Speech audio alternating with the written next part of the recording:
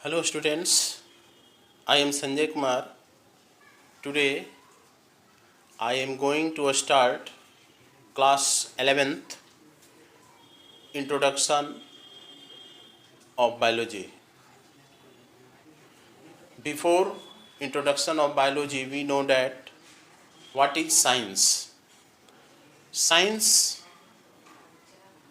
is derived from a Latin word that means to know or knowledge. Science is the process of gaining knowledge and investigating by making observations, posing questions, and testing through experimentation. Means science क्या है? ज्ञान, knowledge, जानना, किसी भी चीज़ के बारे में जानना. मनुष्य एक प्रकार का एक जिज्ञासु समझिए कि जीव है जो हर किसी वस्तु के बारे में जानना चाहता है. जो घटनाएं घटती है इस नेचर में उसको जानना चाहता है. और जानेगा कैसे? तो इन्वेस्टिगेटिंग करेगा, उससे जो कुछ क्वेश्चन एराइज होंगे, क्वेश्चन एराइज करके उस पर एक्सपेरिमेंट करेगा, टेस्ट करेगा. और टेस्ट करने के बाद उससे कुछ प्रिंसिपल्स उससे प्रोवाइड किया जाएगा. तो साइंस आप जानते हैं, इसमें ज़्यादा चर्चा की ज़रूरत नहीं है. अब हम लोग शुरू करते हैं. What is biology? Biology is also called life science. It is also derived from Latin word means bios means life और logos means study. तो biology क्या है? It is also derived from Latin words bios means life, logos means study. तो life का study हम लोग करते हैं, इसमें जीवन का अध्ययन करते हैं. अब जीवन क्या है, व्हाट इज लाइफ, तो हम चैप्टर शुरू करेंगे. अभी तो इंट्रोडक्शन है. आज चैप्टर जब शुरू करेंगे फर्स्ट चैप्टर, तो उसमें हम लोग देखेंगे what is life, what is livings. तो यहाँ पर ऐसे डिफाइन किया जा सकता है बायोलॉजी को कि बायोलॉजी क्या है, तो साइंटिफिक स्टडी ऑफ लाइफ को हम लोग बायोलॉजी कहते हैं. Scientific study of biology, scientific study of biology, sorry, scientific study of life is called biology. तो एक तरीके से ऐसे डिफाइन कर सकते हैं कि बायोलॉजी या जीवन का जब हम लोग साइंटिफिक अध्ययन, वैज्ञानिक ढंग से अध्ययन करते हैं तो उसको बायोलॉजी कहा जाता है. उसके बाद सेकेंड टाइप से कैसे इसको डिफाइन किया जाता है कि biology is the science of life forms and living process. ये जीवन के विभिन्न रूप और जो लिविंग प्रोसेस होते हैं उसके बारे में अध्ययन को बताता है. तो बायोलॉजी इज द साइंस, किसके बारे में बताता है, तो science of life form, science of life forms and living process.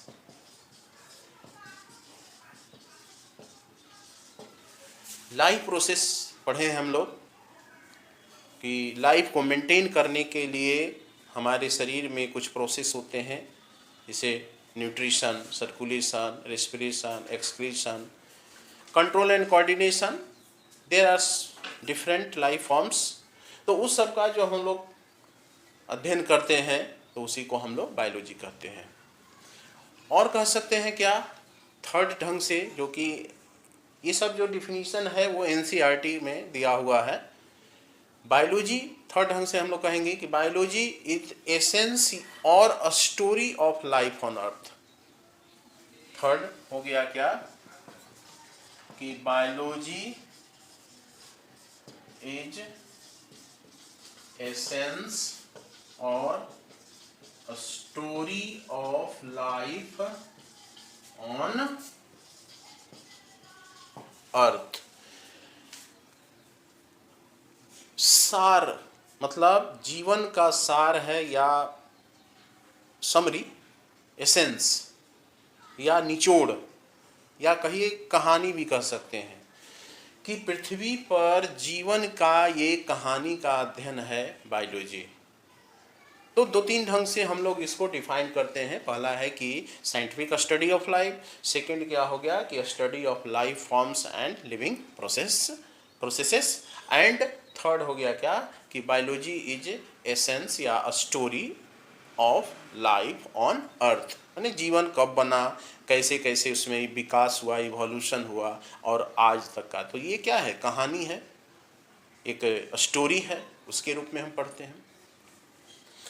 अब कहते हैं इसमें कि बायोलॉजी के फादर, अब वहाँ से शुरुआत करेंगे, तो जो इस सब्जेक्ट को दिया है उसके बारे में जानना जरूरी है। तो यहाँ पर नेक्स्ट पॉइंट है father of biology. Father of biology Aristotle या अरस्तु या अरिस्टोटल भी लोग कहते हैं। तो अरिस्टोल जो है, जिनका जन्म आज से 384 से 322 बीसी, 384 टू 322 बीसी हुआ है, उन्हें फादर ऑफ बायोलॉजी, देखिए अरस्तु साहब हैं, इनको सैल्यूट करिए। ये फादर हैं, खोजे हैं बायोलॉजी के बारे में। अब क्या खोजे हैं, अब इसकी चर्चा जो है हम लोग अगले चैप्टर में करेंगे। यहाँ केवल नाम जान लीजिए, डिफरेंट ब्रांच भी हम लोग पढ़ेंगे और उसके कौन कौन से फादर हैं ये भी हम लोग देखेंगे आज के में। आज केवल इंट्रोडक्शन चलेगा और कुछ नहीं चलेगा। और फादर ऑफ बायोलॉजी में ये बताया गया है, कौन थे, एरिस्टोल्स।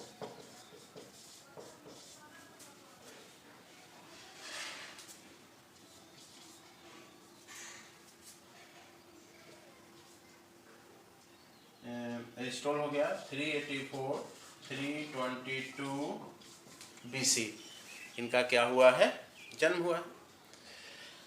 तो ये फादर ऑफ बायोलॉजी हो गए अरस्तु या अरिस्टोटल या अरिस्टोल। अब कहता है फादर ऑफ, ये तो बहुत पुराने हो गए। नया में कौन बायोलॉजी के फादर हैं, तो बायोलॉजी के फादर में कहा जाता है मॉडर्न बायोलॉजी, चार्ल्स डार्विन को कहा जाता है। फादर ऑफ मॉडर्न बायोलॉजी जो है, father of modern biology Charles Darwin. Charles Darwin, इन्होंने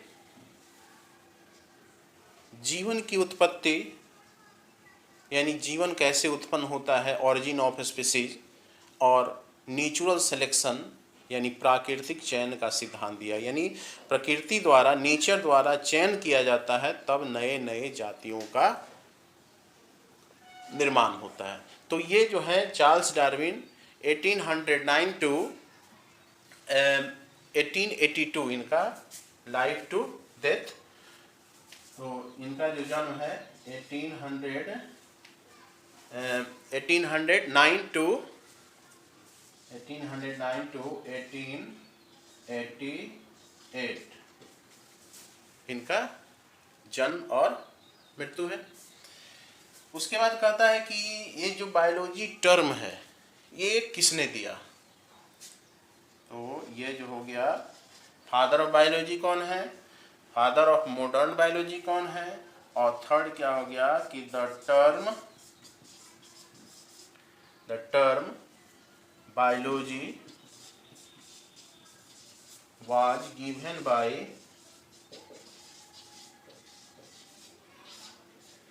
किन्होंने, किसने दिया है, तो Lamarck Jean Baptiste de Lamarck कहा जाता है इनको।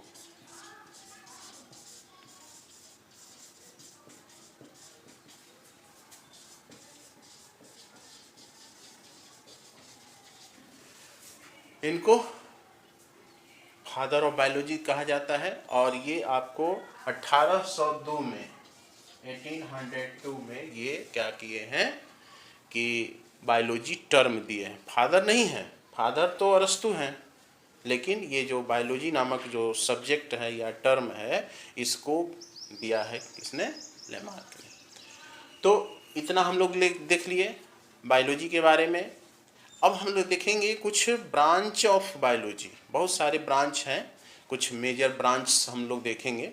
इसमें तो हर टॉपिक पर ब्रांच है, हर समझिए कि जो टॉपिक है उस पर एक ब्रांच बना हुआ है। तो हम लोग मेन ब्रांच जो हम लोग को पढ़ना है 11th में 12th में उसके बारे में देखेंगे और उसके जो फादर हैं उनके बारे में देखेंगे। ठीक,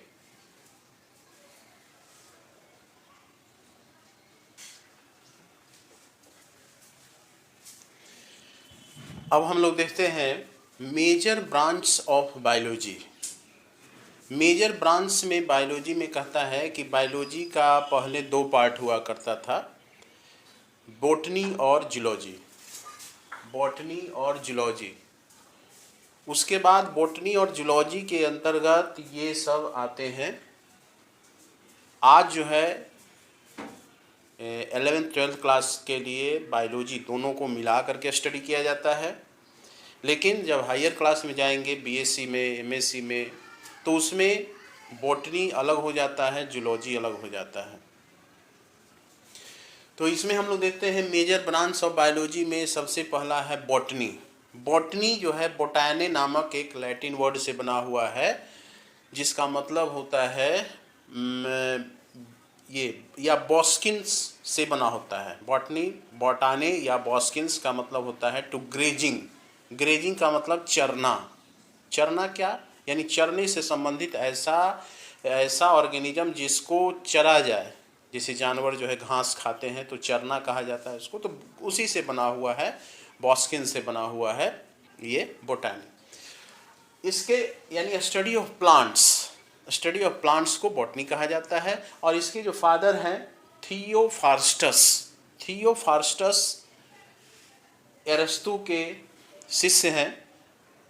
अरस्तु को फादर ऑफ बायोलॉजी कहा जाता है और थियोफ्रास्टस जो है उनको फादर ऑफ बॉटनी कहा जाता है। सेकेंड है जूलॉजी। तो जूलॉजी भी दो शब्दों से, लैटिन वर्ड से बना हुआ है, जून और एनिमल। जून का मतलब होता है एनिमल, जून का मतलब एनिमल और लोगस का मतलब होता है स्टडी, यानी एनिमल्स का स्टडी किया जाता है। और इसके फादर अरस्तु हैं। तो 2 हो गया, बॉटनी जूलॉजी हो गया। इसके बाद थर्ड जो है टैक्सोनॉमी। तो टैक्सोनॉमी देखिए फादर हैं कैरोलस लिनियस। टैक्सोनॉमी क्या होता है कि टैक्सिस मीन्स होता है अरेंजमेंट और नोमोस का मतलब होता है लॉ।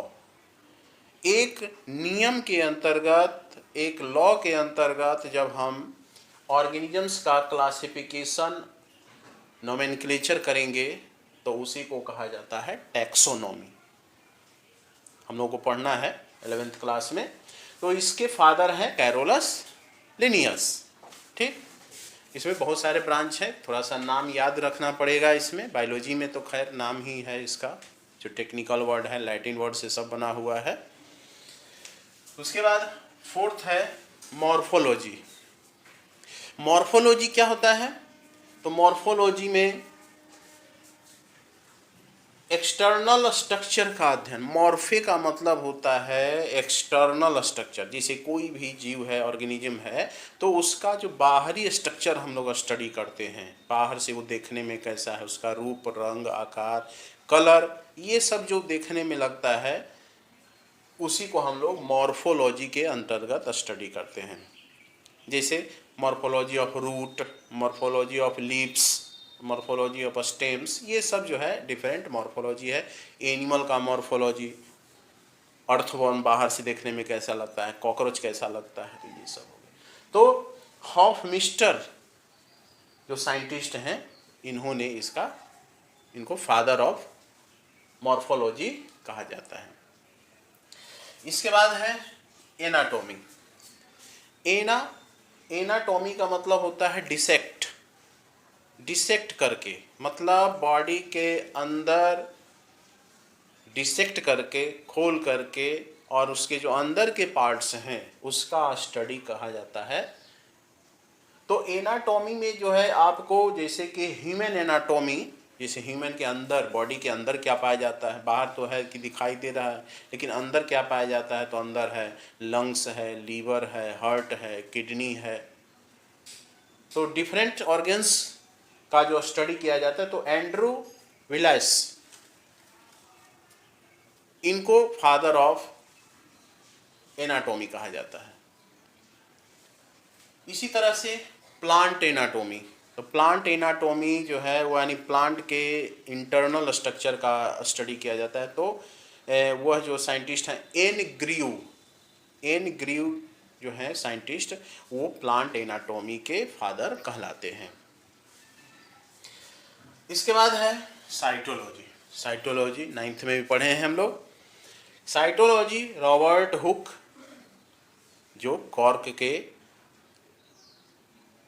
पीस को स्लाइस बना करके माइक्रोस्कोप में, थिन स्लाइस बना के माइक्रोस्कोप में देखे, तो उसमें जो है उनको हनी कॉम्ब के जैसा उसमें छोटे छोटे कंपार्टमेंट्स दिखाई दिया, जिसको उन्होंने सेलुला का, सेल्स का। तो ये कहता है कि every organisms are composed from one और मेनी सेल्स। जितनी भी ऑर्गेनिजम्स होते हैं वो सेल से बने होते हैं। तो सेल्स का जो स्ट्रक्चर है उसको हम लोग स्टडी ऑफ सेल्स का ये कहलाता है। तो रॉबर्ट हुक हो गए इसके फादर। इसके बाद है हिस्टोलॉजी। बहुत सारे सेल्स जब एक साथ मिल जाते हैं तो उनको हम लोग टिश्यू कहते हैं, ग्रुप ऑफ सिमिलर सेल्स। तो इसमें हिस्टोलॉजी में है स्टडी ऑफ टिश्यू कहा जाता है। और ये बाइकेट नामक साइंटिस्ट ने, या बाइकेट को फादर ऑफ हिस्टोलॉजी कहा जाता है, टिश्यू के पिता कहा जाता है। उसके बाद है फिजियोलॉजी।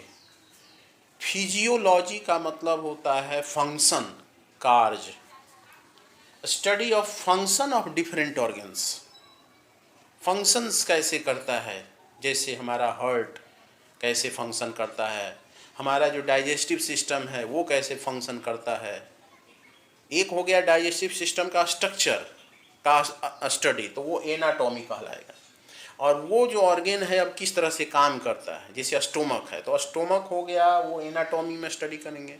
अब स्टोमक के अंदर कौन कौन से इंजाइम्स कैसे फंक्शन करते हैं, किसका डाइजेशन करते हैं, इंटेस्टाइन का स्टडी करेंगे एनाटॉमी में। और उसका जो फंक्शंस है कि इंटेस्टाइन में और कौन कौन से काम होते हैं, तो वह इसमें करेंगे फिजियोलॉजी में। किडनी कैसे काम करता है, हार्ट कैसे काम करता है, लंग्स कैसे काम करता है, ब्रेन कैसे काम करता है, ये सब जो है फिजियोलॉजी में कहा जाता है। तो स्टेफन हेल्स जो साइंटिस्ट हैं, ये क्या है, फादर ऑफ फिजियोलॉजी कहलाते हैं। तो ये सब जो है मेजर ब्रांच है। अभी और कुछ मेजर ब्रांच है, उसको हम लोग देखते हैं, तब तक इसको नोट डाउन कर लीजिए।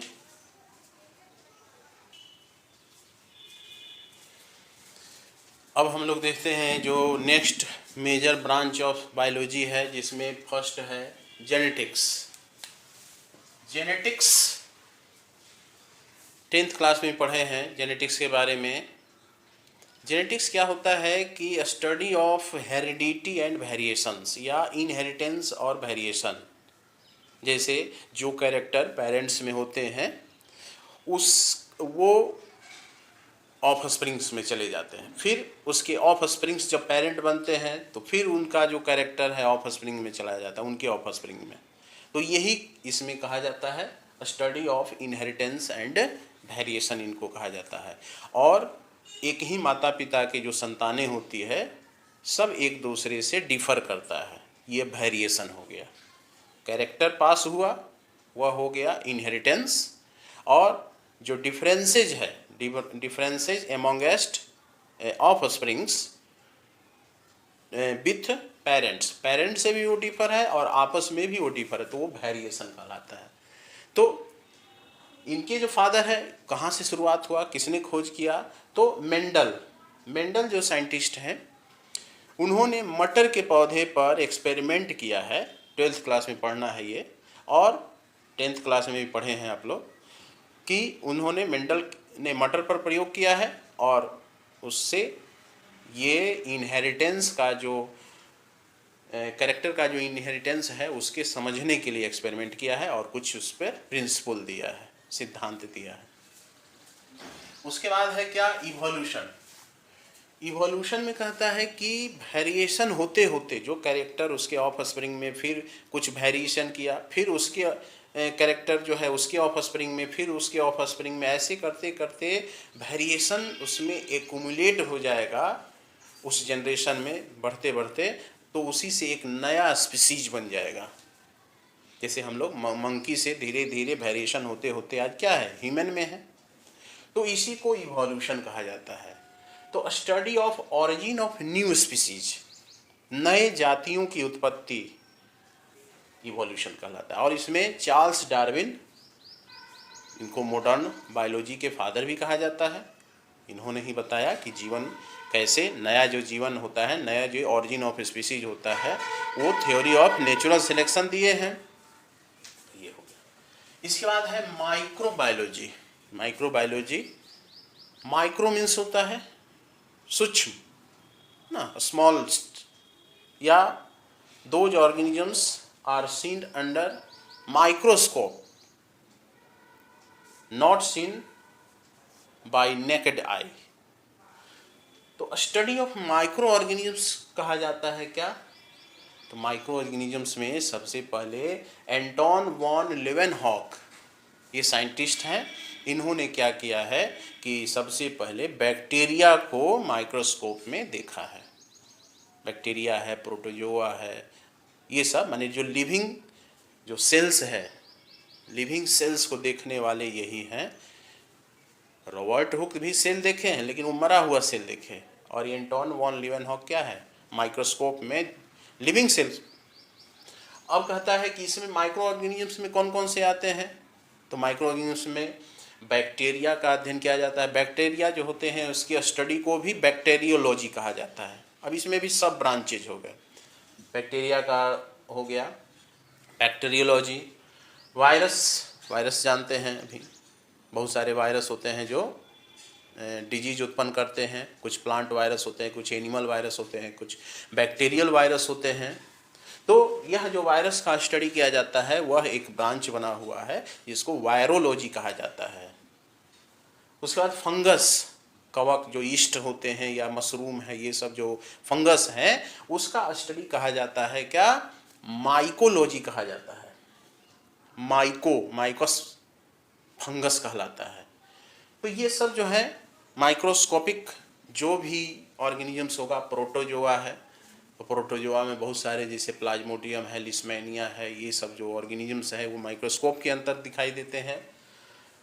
एल्गी है, तो यह जो है ऑर्गेनिजम्स, इसको नेकेड आई से नहीं देखा जा सकता है, इसीलिए इसको माइक्रोबायोलॉजी के अंतर्गत स्टडी करते हैं। अब है इम्यूनोलॉजी। इम्यूनोलॉजी में इम्यूनी सिस्टम, हर ऑर्गेनिजम्स में अपना उसका इम्यूनिटी सिस्टम होता है। क्योंकि ये माइक्रो ऑर्गेनिजम्स बॉडी में इंटर करते रहता है, जहाँ भी उसको रास्ता मिलेगा वहाँ से इंटर कर जाएगा। जैसे हमारे माउथ से इंटर हो रहा है, नाक से इंटर हो रहा है, कोरोना वायरस नाक से इंटर कर रहा है ना, लंग्स को इफेक्टेड कर रहा है, तो कट जाएगा, वहाँ से इंटर कर जाएगा। तो कहता है कि उससे बचने के लिए हमारे बॉडी में कुछ डिफेंस सिस्टम होता है जो हमेशा उससे लड़ते रहता है, रेजिस्टेंस करते रहता है।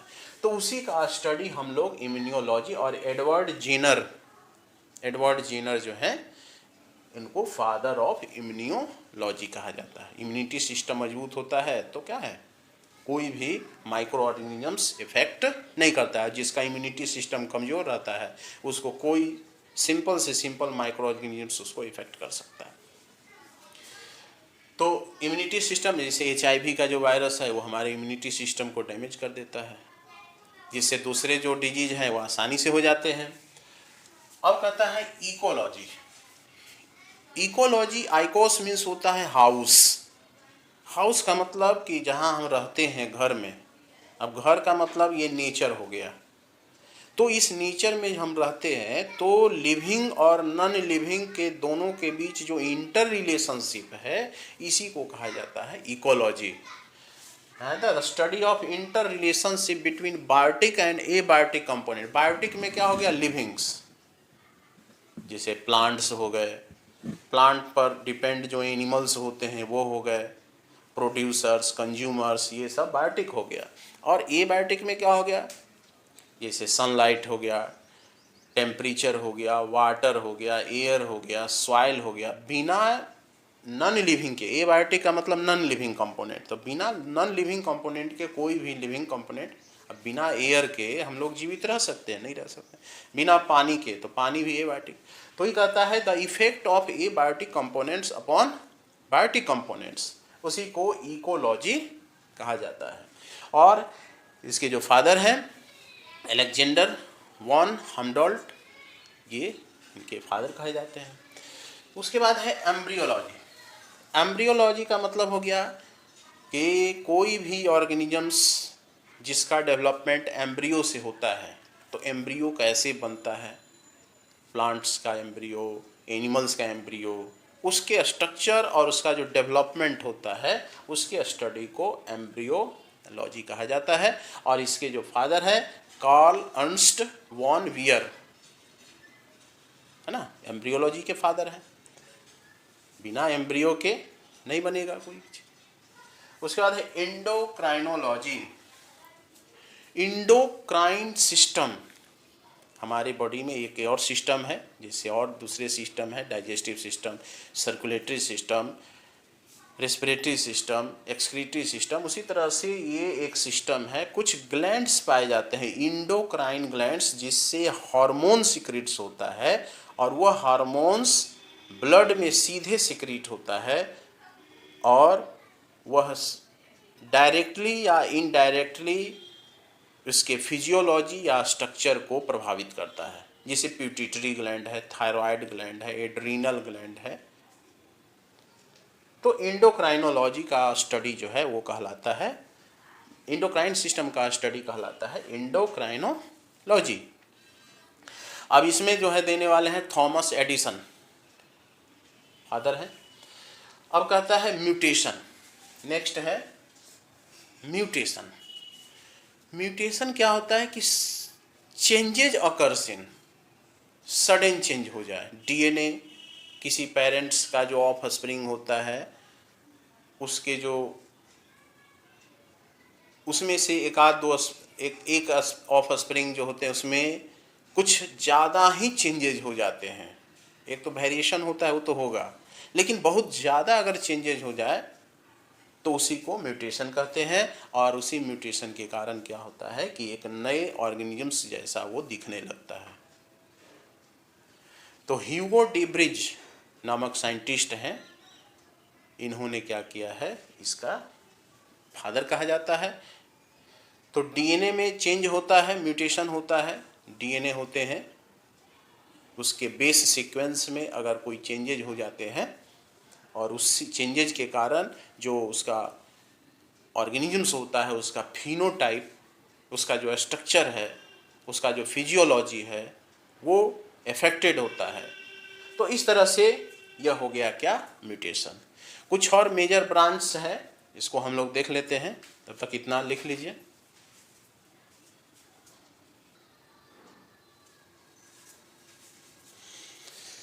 अब हम लोग देखते हैं जो मेजर ब्रांच है, जैसे कि इसमें है सबसे पहला पैलियोंटोलॉजी। तो पैलियोंटोलॉजी में कहा जाता है कि study of fossils and there distribution in time. Fossils क्या होते हैं? तो फॉसिल्स जो बॉडी अर्थ के नीचे सॉइल में दब जाता है, और दबने के बाद कुछ समय के बाद जब खुदाई होती है, खुदाई के बाद जो बॉडी निकलता है, चाहे उसका बोन निकले या उसके जो रिमेनिंग पार्ट निकले, उसी को हम लोग फॉसिल्स कहते हैं। और डिस्ट्रीब्यूशन इन टाइम, कब वो जीव रहे होंगे, जैसे जो पुराना जीव होगा वो ज़्यादा डीप में होगा अर्थ के, जो नए ऑर्गेनिजम्स होंगे वो ऊपर में होंगे। तो ही कहता है कि फॉसिल्स का स्टडी जो है वो कहलाता है क्या, पैलियोंटोलॉजी। और इसमें जो है लियोनार्डो डा विंसी इनके फादर हैं, जिन्होंने क्या किया है कि फॉसिल्स के बारे में स्टडी किया है, इनको फादर ऑफ पैलियोंटोलॉजी कहा जाता है। उसके बाद कहता है बायोकेमिस्ट्री। बायोकेमिस्ट्री में क्या है कि हमारा बॉडी या लिविंग्स का जो बॉडी होता है वह केमिकल से बना होता है, और वो सारे केमिकल्स एक दूसरे से रिएक्शंस करते रहते हैं। तो ही कहता है कि study of chemicals and chemicals reaction, जिसको हम लोग मेटाबॉलिज्म कहते हैं, sum total of chemical reactions taking place in the cell या लिविंग ऑर्गेनिजम्स, इसी को कहा जाता है क्या, बायोकेमिस्ट्री। अब इसी में जैसे केमिकल्स है, कार्बोहाइड्रेट है, प्रोटीन है, लिपिड है, विटामिन्स है, ये सब जो है एंजाइम्स है, ये सब न्यूक्लिक एसिड्स है, न्यूक्लियोसाइड्स है, बहुत सारे के बायोकेमिकल्स हमारे बॉडी में पाए जाते हैं, तो उसका स्टडी कहा जाता है। तो लिविंग नामक जो साइंटिस्ट हैं, इनको फादर ऑफ बायोकेमिस्ट्री कहा जाता है। अब कहता है बायोटेक्नोलॉजी। बायोटेक्नोलॉजी क्या है, तो नाम से ही स्पष्ट है, बायो मीन्स लिविंग और टेक्नोलॉजी माने कुछ तकनीक, कुछ ऐसा तकनीक जिससे लिविंग का यूज किया जा सके, use of living organisms in different techniques for human welfare, माने मानव कल्याण के लिए जब किसी लिविंग का उपयोग अलग अलग टेक्निक से किया जाता है, तो इसमें बायोटेक्नोलॉजी में जैसे कि ट्रेडिशनल टेक्निक है, दूध से दही बनाना, तो उसमें बैक्टीरिया होता है, यूज हुआ ना उसका। उसके बाद जो है ईस्ट का उपयोग होता है अल्कोहल बनाने में, शराब उद्योग में उसका उपयोग होता है। तो ये सारे ट्रेडिशनल बायोटेक्नोलॉजी है। उसके बाद इसके जो फादर हैं कैरोई इर्की, इनको फादर ऑफ बायोटेक्नोलॉजी कहा जाता है। और इसी में जो रिसेंट में है अभी नया में, जिसको हम लोग कहते हैं जेनेटिक इंजीनियरिंग, इसमें क्या हुआ है कि जीन से इंजीनियरिंग किया जाता है। जो भी आप प्रोडक्ट बनाना चाहें, उस प्रोडक्ट के जीन को किसी सेल से निकाल कर और दूसरे होस्ट सेल में डाल दिया जाता है और उससे प्रोडक्ट तैयार किया जाता है। तो इसमें डीएनए को काट करके जोड़ा जाता है, cut and paste of DNA and introduced into host cell to produced GMO. GMO का मतलब होता है जेनेटिकली मॉडिफाइड ऑर्गेनिजम्स कहा जाता है, माने ऐसा ऑर्गेनिजम्स जिसमें दूसरा बाहरी जीन डाल दिया गया है, जिसके कारण वो रूपांतरित हो गया है। ये 12th क्लास में पढ़ना है चैप्टर। तो ये कहता है कि डीएनए के एप्लीकेशन के द्वारा किसी, तो डीएनए कहाँ पाया जाएगा, किसी लिविंग्स में ही पाया जाएगा, तो उसको कट एंड पेस्ट टेक्नोलॉजी, उसको आरडीएनए टेक्नोलॉजी भी, रिकम्बिनेंट डीएनए टेक्नोलॉजी भी कहा जाता है। तो पॉल वर्ग, इनको फादर ऑफ जेनेटिक इंजीनियरिंग या आरडीएनए टेक्नोलॉजी भी कहा जाता है। तो ये हो गया जेनेटिक इंजीनियरिंग। उसके बाद यूजेनिक्स।